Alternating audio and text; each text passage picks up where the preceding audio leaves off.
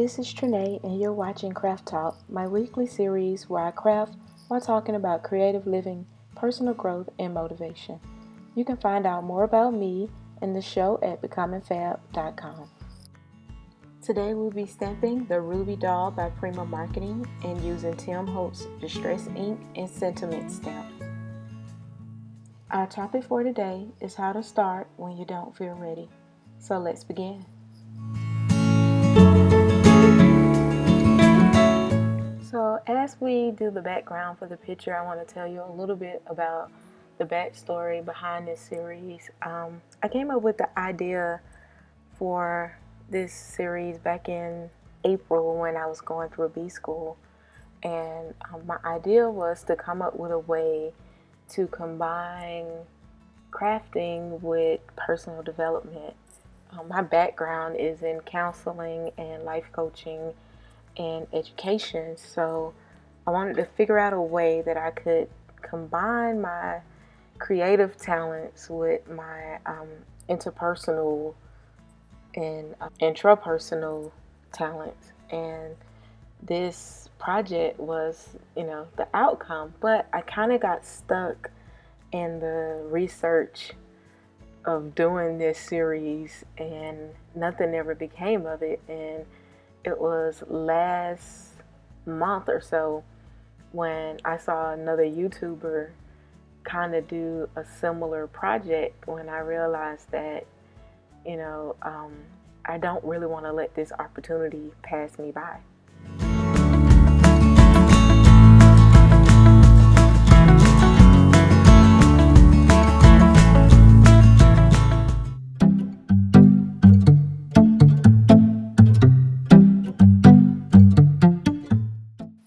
So as we remove the masking fluid from our picture, let's reflect on the different masks that we wear that keeps us from moving forward and from getting started.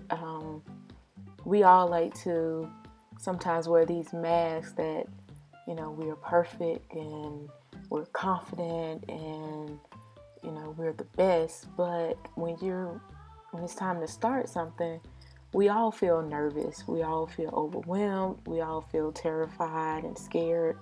And when you're getting ready to start something, whether it's a new lifestyle or a business or school, you kind of have to embrace that mask and take it off and put yourself out there and be vulnerable and accept that that's just part of the process.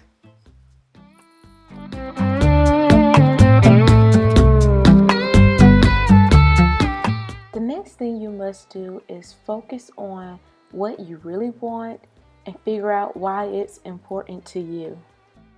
By doing these two things, you will gain clarity, and with clarity comes confidence and creativity.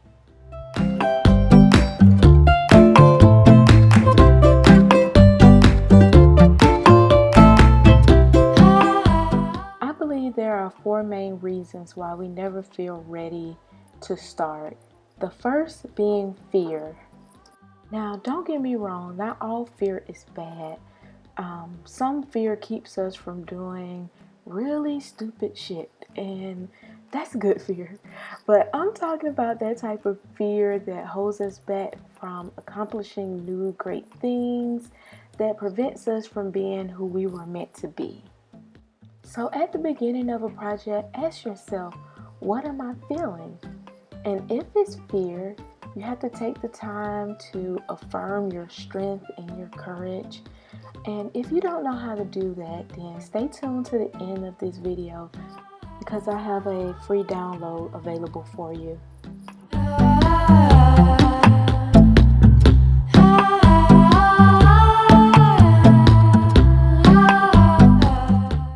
The second reason why we never get started is procrastination. And I've seen procrastination in a lot of my students, a lot of my clients, and even in myself at times.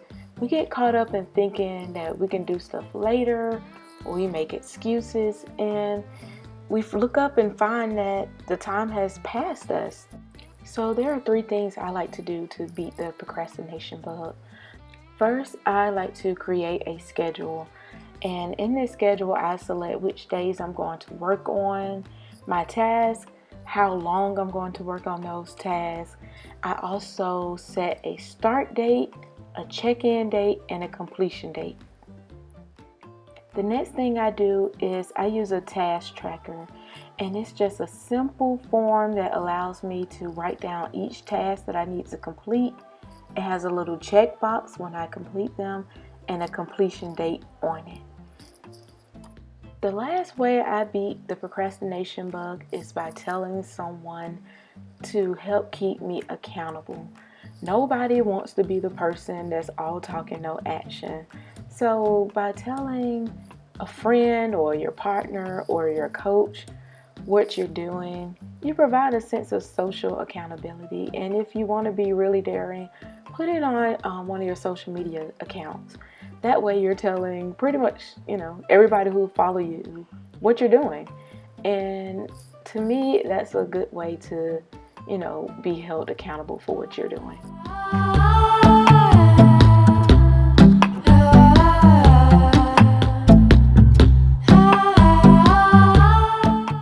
The third reason why we never feel ready to get started is because of lack of knowledge.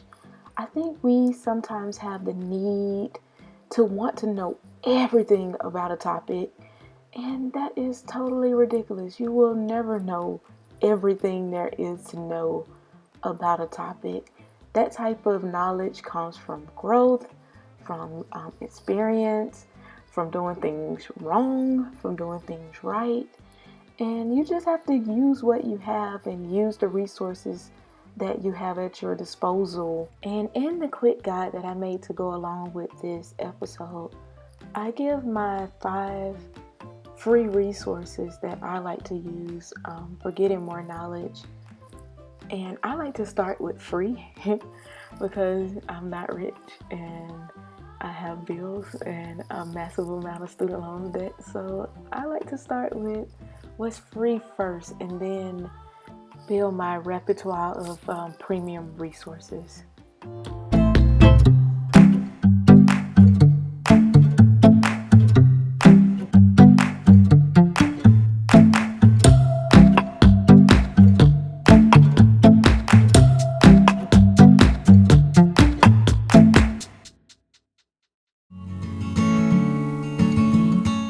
And of course, I had to save my favorite ism for last, and that is perfectionism.